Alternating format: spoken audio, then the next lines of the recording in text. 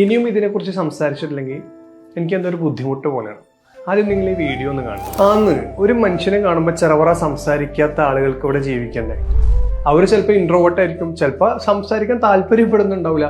പക്ഷെ പിന്നെ അവർക്ക് നമ്മൾ ചാർത്തി കൊടുക്കുന്ന പേര്, പലരും ചാർത്തി കൊടുക്കുന്ന പേര് അഹങ്കാരി, ജാടയാണ്, ആൾക്കാരെ കണ്ട മൈൻഡില്ല, ആക്റ്റീവ് അല്ല.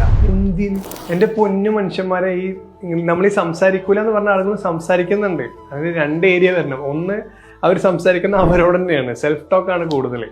സെക്കൻഡ് തിങ്, അവരൊന്ന് കംഫർട്ടാക്കി, അവർ പെട്ടെന്ന് ചെറുപട സംസാരിച്ചില്ലെങ്കിലും അവർ കംഫർട്ടാകുമ്പോൾ അവർ ഓപ്പൺ അപ്പ് ചെയ്ത് തുടങ്ങും. പേരന്റെങ്കിലും ചിലപ്പോൾ ഇത്തരം പ്രശ്നം ഉണ്ടാവാറുണ്ട്. ഒരു വീട്ടിൽ 2 കുട്ടികളുണ്ടെങ്കിൽ ഒരു കുട്ടി ഭയങ്കരമായിട്ട് സംസാരിക്കുന്ന കുട്ടിയാണെങ്കിൽ അവനെ ആക്റ്റീവ് ആക്കിയിട്ടും ഒരു ഗസ്റ്റ് വരികയാണെങ്കിൽ ഈ രണ്ടാമത്തെ കുട്ടി, സംസാരിക്കാത്ത കുട്ടിയും പറയും അത് അത്ര സംസാരിക്കില്ല, അവനത്ര ആക്റ്റീവ് അല്ല എന്ന് പറയും അല്ലേ.